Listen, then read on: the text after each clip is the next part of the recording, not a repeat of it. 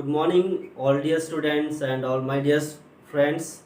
This is Harish Gangwar and I welcome you all in this YouTube channel Excellence English Classes. And today I am going to explain to you what is a complex sentence.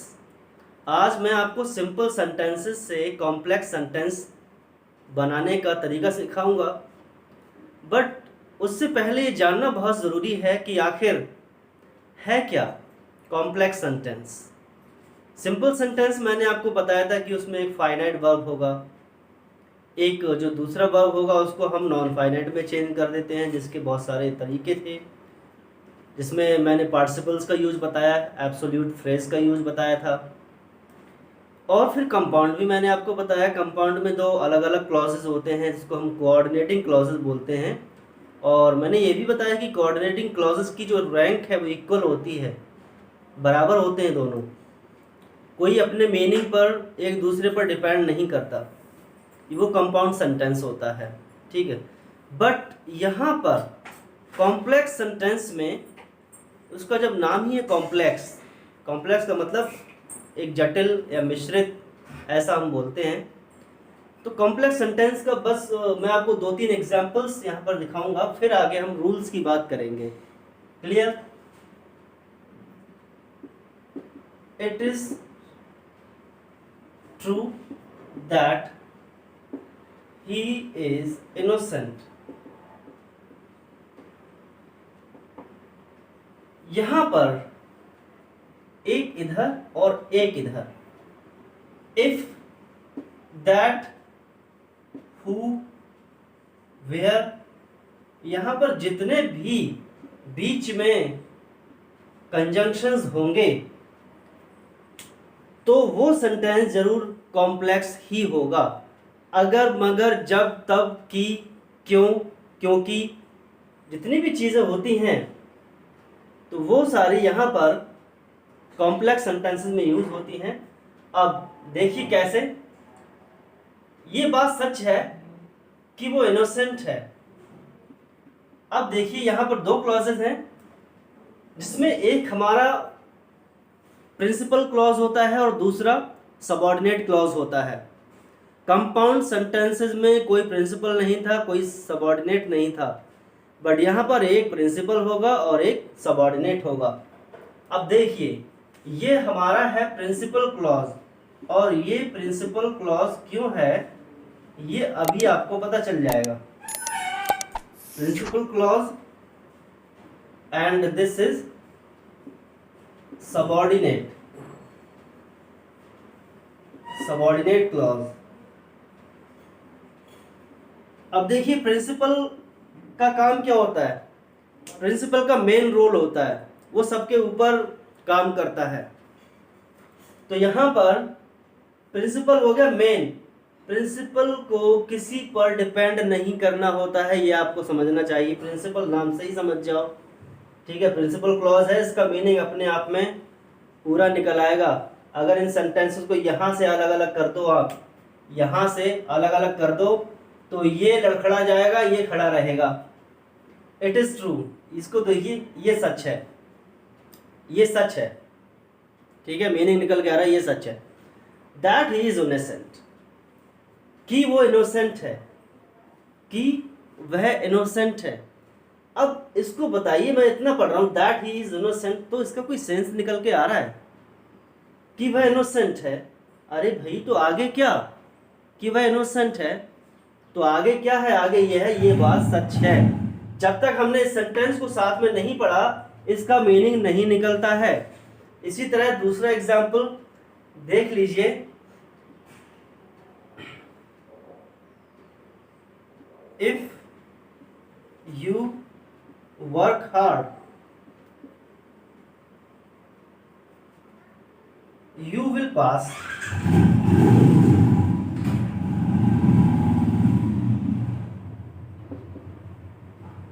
अब यहां पर भी देख लीजिए, if you work hard you will pass. अगर कठिन मेहनत करोगे, अगर हार्डवर्क करोगे, कोई इतनी सी बात तुमसे कह रहा है अगर हार्डवर्क करोगे, तो भाई आगे क्या, ये भी तो तुमसे कोई पूछेगा। सिर्फ इतनी बात बोले यार, if you work hard, if you work hard, if you work hard, कोई मीनिंग निकल रहा है इसका इतने में कि अगर कठिन मेहनत करोगे, कठिन परिश्रम करोगे, तो आगे जब तक हम इसको नहीं पढ़ रहे हैं तब तक इसका मीनिंग नहीं निकल रहा है। तो ये सबऑर्डिनेट है, ये सबऑर्डिनेट है और ये प्रिंसिपल है, जिसका मीनिंग एकदम फ्री मैनर में निकलता है। यू विल पास, तुम पास हो जाओगे। हम इतनी बात तो किसी से भी बोल सकते हैं, you will pass, you will succeed, तुम पास हो जाओगे, तुम ऐसा कर लोगे, क्लियर। बट सिर्फ इतनी सी बात किसी से नहीं बोल पाएंगे, if you work hard, if you work hard. तो इसके साथ में हमें ये वाला सेंटेंस ऐड करना पड़ेगा, जोड़ना पड़ेगा, तभी पूरा सेंटेंस का मीनिंग निकल के आएगा। लेकिन इसका अपने आप में मीनिंग निकल रहा है और यहाँ पर इसका अपने आप में मीनिंग निकल रहा है। तो जो सेंटेंस, जो क्लॉज अपने आप में कंप्लीट मीनिंग देता है वो है प्रिंसिपल क्लॉज, जो इस साइड है, ऊपर वाले सेंटेंस में इस साइड में है और नीचे वाले सेंटेंस में इस साइड में है। आगे पीछे कहीं भी हो सकता है, प्रिंसिपल आगे हो सकता है और सबऑर्डिनेट भी आगे हो सकता है। बट कंडीशन क्या है, सबऑर्डिनेट जब आगे होगा तो यहाँ पर कॉमा लग जाता है कभी कभी, ठीक है, बीच में। अब आपको समझ में आ गया होगा सिंपल, कंपाउंड और कॉम्प्लेक्स का फर्क आपको समझ में आ गया होगा, ठीक है। तो अब आगे चलते हैं, इनके रूल्स की बात कर लेते हैं कि हम सिंपल सेंटेंसेस से कॉम्प्लेक्स सेंटेंस बनाते कैसे हैं।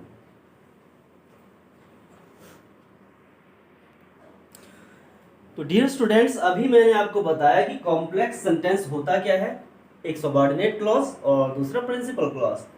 तो यहाँ पर यह भी जानना जरूरी है कि सबऑर्डिनेट क्लॉज कितने टाइप के होते हैं। तो there are 3 kinds of subordinate clause और यहाँ पर फर्स्ट काइंड मैं दे रहा हूँ नाउन क्लॉज।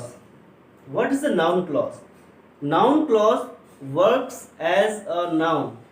नाउन क्लॉज उस क्लॉज को, सेंटेंस को बोलते हैं जो एक नाउन की तरह काम करता है।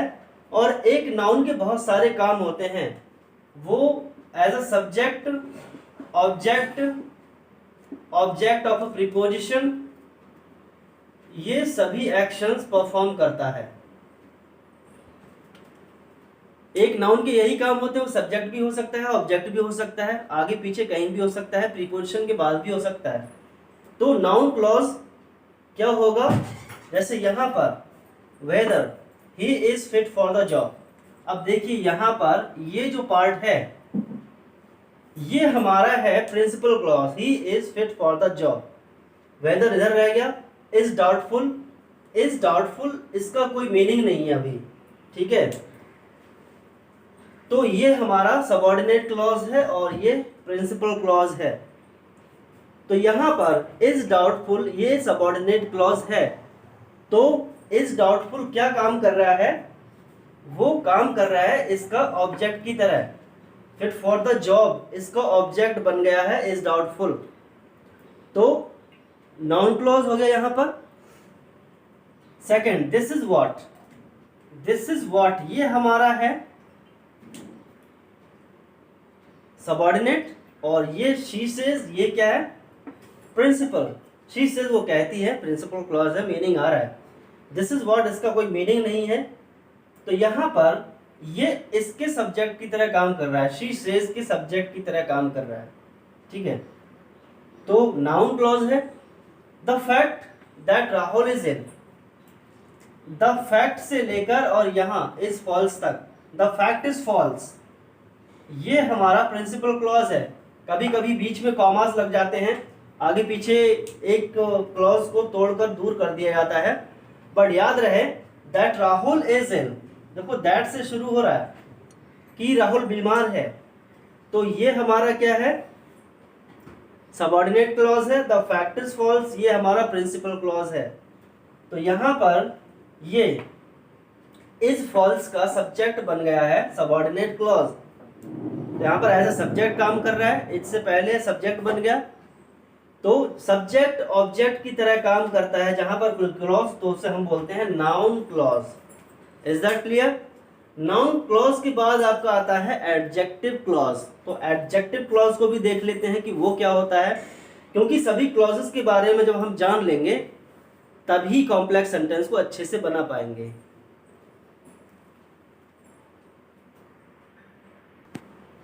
और ये है आपके adjective clause.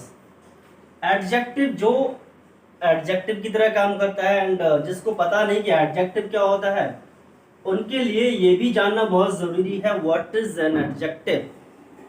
Dear students, adjective is a word that qualifies a noun और प्रोनाउन। एडजेक्टिव क्या है? जो किसी नाउन या प्रोनाउन को क्वालिफाई करता है, उसकी क्वालिटी को बताता है, उसकी विशेषता को बताता है। कोई चीज़ कैसी है, कहाँ है, वो सारी चीज़ें एडजेक्टिव्स में आती हैं। तो यहाँ पर the man is my friend, यानी वो आदमी मेरा दोस्त है। कौन सा? जिसको तुमने कल देखा। तो यहाँ पर ये जो क्लॉज है सबऑर्डिनेट है, और ये क्लॉज इस आदमी को क्वालिफाई कर रहा है। इसको, कौन सा आदमी? जो कल देखा था वो आदमी। और इसी तरह ये वेयर ही वॉज बॉर्न, इस प्लेस को क्वालिफाई कर रहा है, जगह को। और इसी तरह विच आई बॉट यस्टरडे, वो इस बुक को क्वालिफाई कर रहा है। तो इतने बड़े बड़े क्लॉजेस सिर्फ इन चीजों को, एक नाउन को क्वालिफाई करने के लिए लगाए गए हैं, इसलिए इनको हम बोलते हैं adjective clause. Clear? Adjective clause किससे ज्वाइन हो रहे हैं? दैट से, वेयर, विच, हु से भी ज्वाइन हो सकते हैं, whom एंड WHOM, whom से स्टार्ट हो सकता है। तो बहुत सारे ऐसे कंजंक्शंस हैं जिनको हम ज्वाइन कर सकते हैं, जिनसे हम ज्वाइन कर सकते हैं, कॉम्प्लेक्स सेंटेंस बना सकते हैं। तो आगे आने वाले रूल्स में हम इस सब चीज़ को अप्लाई करेंगे, कैसे हम बनाएंगे। अभी तो सिर्फ आपको क्लॉजेस के बारे में जानकारी दी जा रही है, और उसके बाद हम बात करेंगे एडवर्ब क्लॉज की, जो तीसरा टाइप होगा। तो अब देखते हैं adverb clause.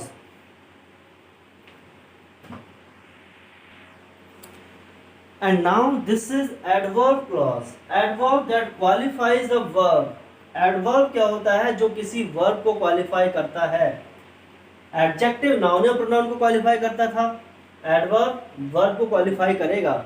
And now see, इनको इन सेंटेंसेस में पहले हम वर्ब्स को अंडरलाइन कर लेते हैं। स्ट्राइक, गॉन एंड रैन, ये हमारी प्रिंसिपल क्लॉज की वर्ब्स हैं।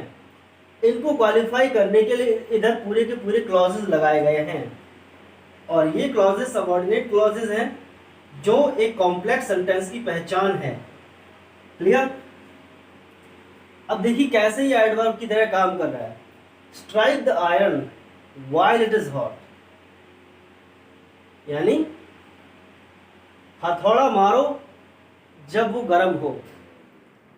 यानी जब लोहार किसी चीज से, किसी लोहे को पीट पीट कर कुछ औजार बनाता है, तो पूरी तरह लाल हो जाता है गर्म होकर, तभी हथौड़ा मारा जाता है। तो वो शेप में, उसकी शेप बदलती जाती है। तो यहाँ पर स्ट्राइक करने के लिए बोला गया है कब? व्हाइल इट इज हॉट, जब वो गर्म हो। तो स्ट्राइक को इससे क्वालिफाई किया गया है। हथौड़ा कब मारना है? जब बहुत गर्म हो। तो स्ट्राइक क्वालिफाई हो रहा है व्हाइल इट इज हॉट से, पूरे क्लॉज से। तो ये एक एडवर्ब क्लॉज है जो स्ट्राइक वर्ब को क्वालिफाई करता है, बिकॉज एडवर्ब हमेशा वर्ब को क्वालिफाई करते हैं। He had gone, second sentence, he had gone when I came, जब मैं आया तो वो जा चुका था। अब ये जो व्हेन आई केम है, जब मैं आया, तो उसके जाने को क्वालिफाई करता है। कब आया? जब वो चला गया था, जब वो चला गया था। तो ये गॉन को क्वालिफाई कर रहा है, तो इसलिए क्या है? एडवर्ब क्लॉज है। और यहाँ पर रैन, इतना तेज दौड़ा वो इतना तेज दौड़ा कि मैं उसे पकड़ नहीं सका। तो यहाँ पर दौड़ने को क्वालिफाई कर रहा है कि वो इतना तेज दौड़ा था कि उसको पकड़ नहीं सका, उसको ओवरटेक नहीं कर सका। तो ये हमारे एडवर्ब क्लॉजेस हैं, जो हमारे सभी